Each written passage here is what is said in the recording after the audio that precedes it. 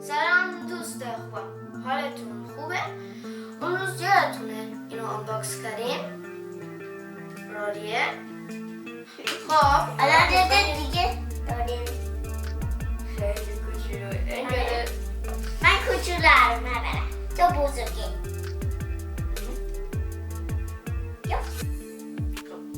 آنباکس کنیم.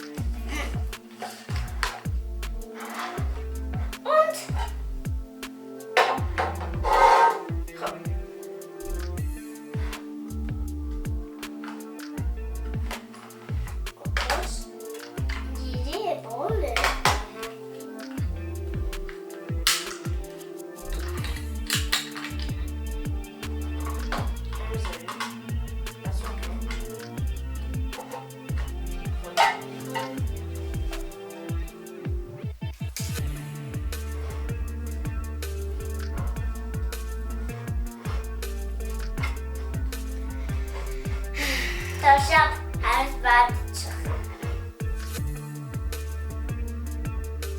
این فراری است. خب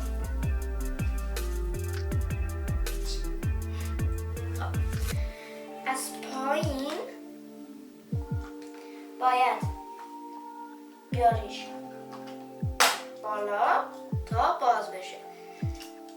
این شارژره، اینجا شارژشه. بذار شارژ بشه. ساز کدوم ماشین میخوای؟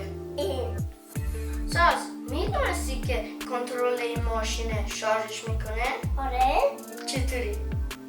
اونو در یاریم، بعد سیمر در یاریم، ما کنیم داخل اون ماشین، بعد شارژش میکنیم. اوه ولی من نمیتونم به این از این شارژر کنترل که نیست. سایروس چی؟ حالا میریم بازی میکنیم. آره. با ما همراه باشید.